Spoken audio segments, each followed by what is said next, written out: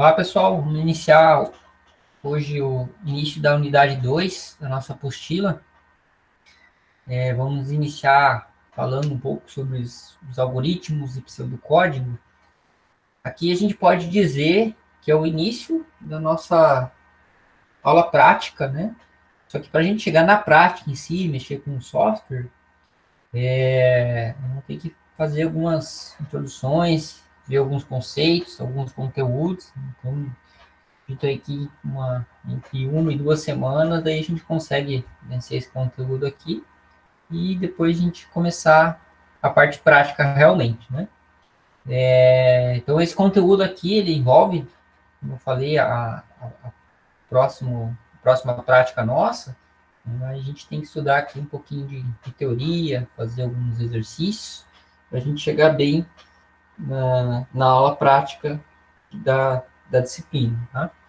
Depois a gente começar a prática, aí vai ser uma sequência, digamos assim, vai ter um conteúdo, uma explicação, e daí vocês vão partir para a prática também, tá? Então, a gente começa falando um pouquinho sobre algoritmo. Na aula passada, nós vimos em relação aos algoritmos não computacionais. Aqui foi dado um exemplo de trocar uma lâmpada. Um algoritmo não computacional é aquele que a gente não precisa necessariamente do computador para a gente executar uma tarefa. Depois foi feito alguns exercícios, né, para chegar ao caminho ao colégio, o que você usa, né, qual que seria os passos para chegar até o CEP. Então, todos fizeram aqui exercício, fizeram bem, inclusive. Depois fizemos um para fritar um ovo. Todos deram diferentes, né, alguns com os passos a menos, outros passos a mais, outros com mais detalhes, mas enfim, todos conseguiram aí efetivar a atividade, né? E agora a gente começa, então, o estudo dos algoritmos específicos computacionais.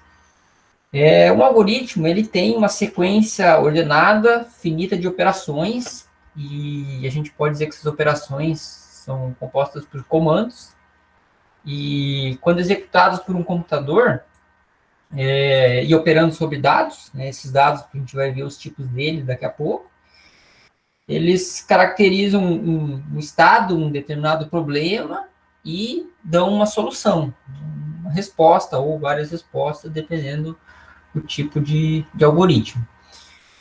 Eles são usados uma forma de facilitar o entendimento de programação. Então, os algoritmos, ele é numa linguagem, normalmente, no idioma que está se estudando, no nosso caso vai ser em português, né?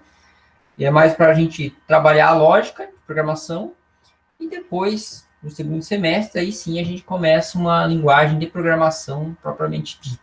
Então, todo semestre aqui a gente vai ver os comandos de lógica em português e utilizar as partes práticas também, as aulas práticas, com comandos em português, né?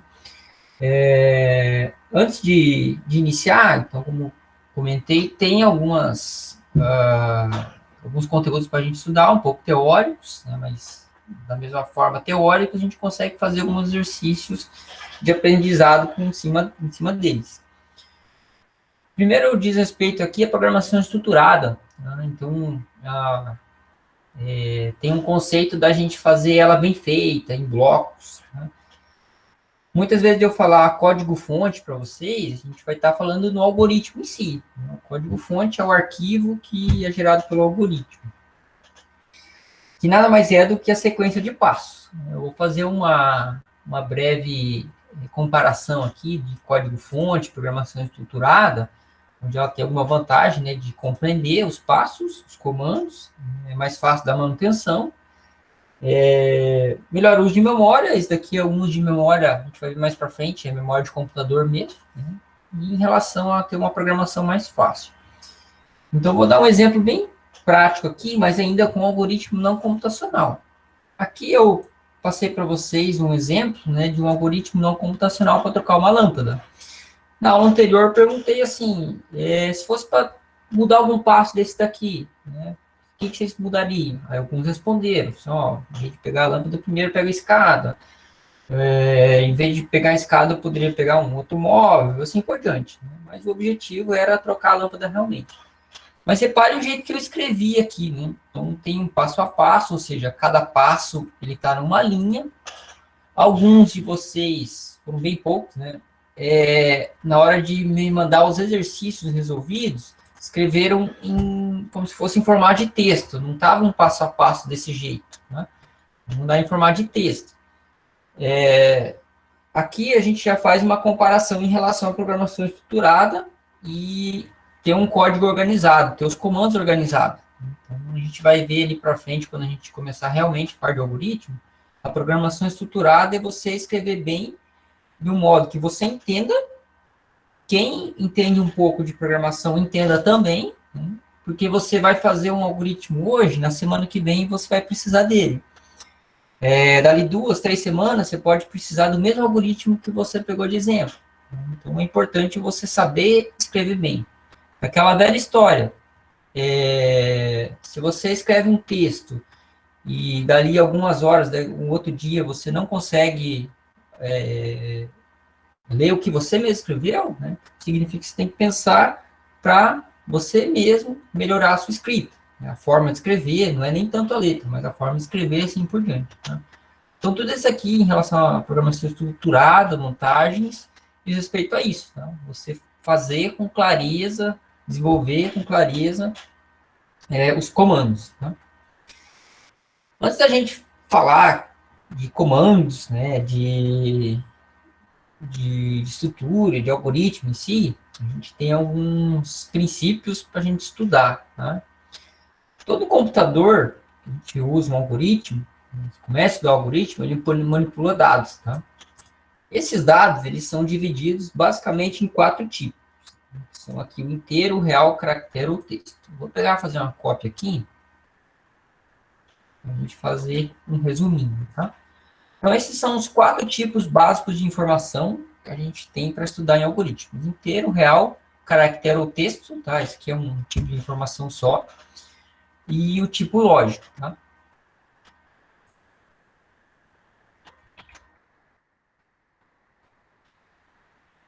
Eu vou colocar a letra. Então,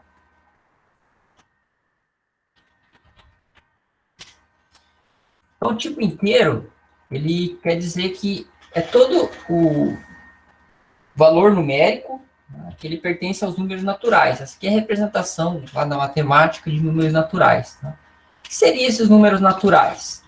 São números, basicamente, que não são decimais, ou seja, números inteiros, sem vírgula. Um exemplo aqui, o 5, o 107, o 11. Também pode ser um número negativo, tá? O, sei lá, o menos 3, o menos 9, e assim por diante. Tá?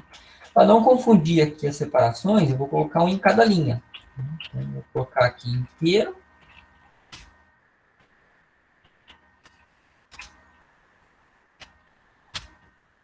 Esses são exemplos de números. Tá? Vou aqui. E esses são os exemplos. Eu gosto de resumir os números inteiros, assim, ó, números sem vírgula, ou seja, não decimais. Tá? Então, se a gente falar assim, é número sem vírgula, então quer dizer que são os números inteiros. Tá? Então, o número inteiro é aquele número que ele sem casa decimal, sem vírgula. Né? Todo número inteiro a gente representa ele somente pelos algarismos ou com sinal de menos na frente, que é o negativo. Né? Professor, como é que eu representaria o 1000? O 1000 é assim. Tá? Não tem o ponto aqui para separar o milhar. Digamos, menos 2.500. Da mesma forma, não tem o ponto para separar o milhar. Tá? O ponto a gente usa como separador decimal. Mais para frente, na parte prática, a gente vai ver isso aí. Então, não se usa ponto para separar as casas de milhar, ok? Em relação daí aos números do tipo real, aqui ele representa, né, esse símbolo aqui, os números reais na matemática, eu costumo dizer assim, números separados ou com vírgula, né? Com vírgula decimais. Porém, esses números com vírgula eu posso representar por ponto também, tá? Então, é comum na programação a gente usar, em vez do número com vírgula, usar o ponto. Tá? Mas o que seriam esses exemplos, né? 1,2, 2,57, 10,89, também os negativos, menos 5,8, né? Menos 0,75. Então, esses são exemplos de números reais. Como eu falei, eu poderia representar eles com decimal. Tá? Por enquanto, não vamos fazer isso, mas a gente vai ver que na prática, essa representação, em vez da vírgula, é usada o decimal. Tá? Já o que seria a característica do dado caractere ou texto. Esse aqui é o para você usar um só, tá? Lá na prática, a gente vai usar o tipo caractere, né? Para representar o tipo de dado, mas ele não é para você escrever caractere ou texto, você usa um ou outro, né, para representar o tipo dele. É toda e qualquer informação composta de um conjunto de caracteres alfanuméricos e ou especiais, e essa informação, ela deve necessariamente estar entre aspas, tá? Então, costumo representar assim. Informação vai letras, números, caracteres especiais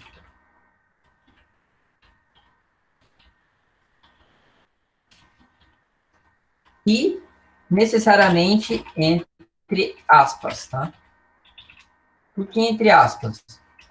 Na programação, a gente vai ver depois, que ele precisa necessariamente ter a informação com aspas. Porque um exemplo assim, vou pegar aqui o CEP, né? O CEP, ele é uma informação by letras. Eu não posso encaixar o tipo de informação que precisa de letras, nem real nem decimal. Tá? Nem real nem inteiro. Então, esse aqui é um tipo de informação que necessariamente precisamos ter entre aspas. Outros exemplos. Vou pegar um nome aqui. Caracteres especiais seria professor símbolos? Isso, e símbolos, exatamente. Vamos dar uns exemplos aqui.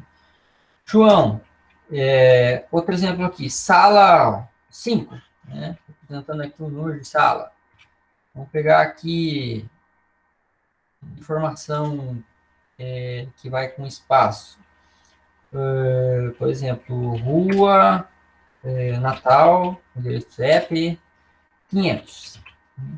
Toda essa informação aqui, ela é representada pelo tipo caractere, e necessariamente precisa de aspas. Né?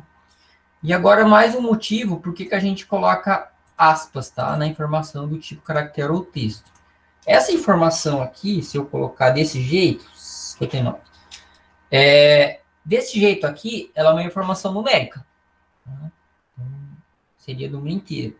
Mas se eu tiver ela entre aspas, e por vezes eu vou precisar disso, ela vira uma informação do tipo caractere. Tá? Então, não é necessariamente que eu tenha apenas número na informação, que ela vai ser numérica. Se ela tiver sem aspas, sim, tipo numérico.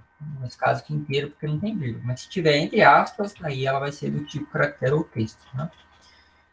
Esses três tipos aqui são os tipos mais utilizados. Né? Tipo real, tipo inteiro e tipo caractere. Então, são os mais utilizados de algoritmo. Né?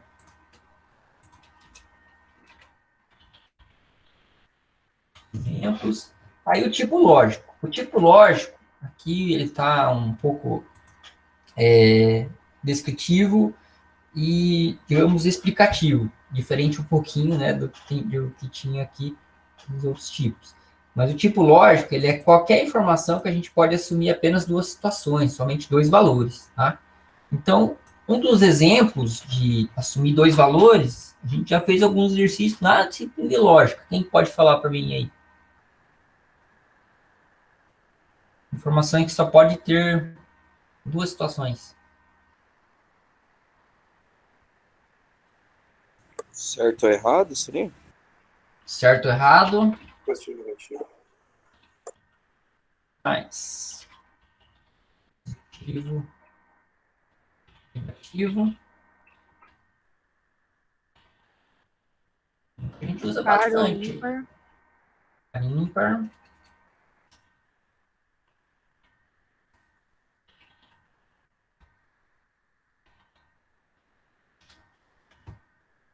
Algum?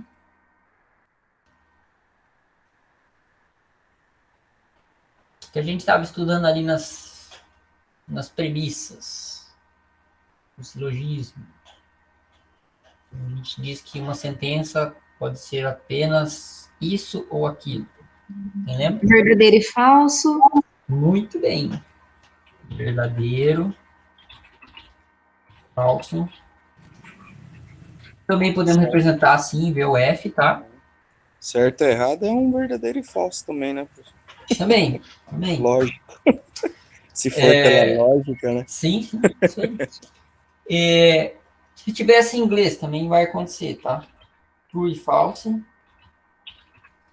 Então, todo o tipo de informação, né, ou o valor da informação também, que a gente tiver colocando, e só pode ter duas situações, a gente considera elas como lógico. Tá? Se tem alguns exemplos, né, além desses daqui, por exemplo, se eu vou tirar cara ou coroa, né, pela lógica, a gente só tem duas informações possíveis, né, cara ou coroa. Então, é o tipo de informação que a gente poderia encaixar ela como lógica. Outra situação que posso citar para vocês. Digamos uma passagem, uma portaria, né? Você tem possibilidade de entrar ou não, você acessar Entrar e sair, ou não, né? Exatamente, entrar ou sair, né?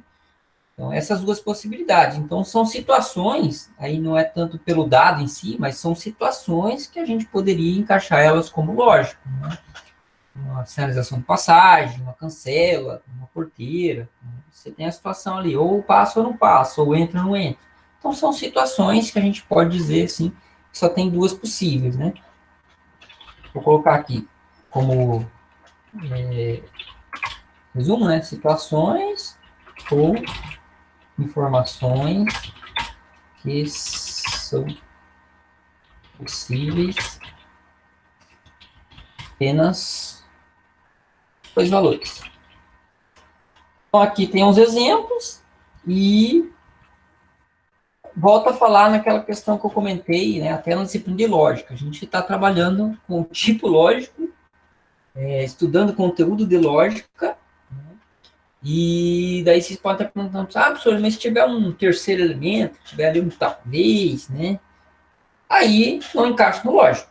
Se você tiver uma situação, uma informação, que ela pode ter mais de duas variáveis, mais de dois valores, aí não se encaixa no lógico, tá? Aí a gente já tem que ver se ele vai ser caractere ou texto, se ele vai ser real, se ele pode ser inteiro, entendeu? Então, Resumindo, lógico, a gente só lógico, trabalha com isso. Perdão, Pode falar, professor. Márcio. Resumindo, lógico, então seria o sim ou não. Não teria o Exatamente. talvez. Exatamente, isso aí. Né? Então, sim ou não, não tem talvez, não tem o NDA, nenhuma das alternativas, né? Não tem no meio, não existe. Né? São somente essas situações aí.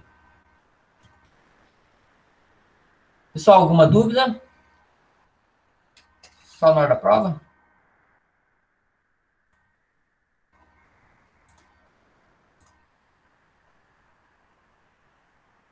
Por enquanto tá ok pra mim. Ok. A Lisiane, pode ser que entrou agora. Dedurei ela. Que tem eu.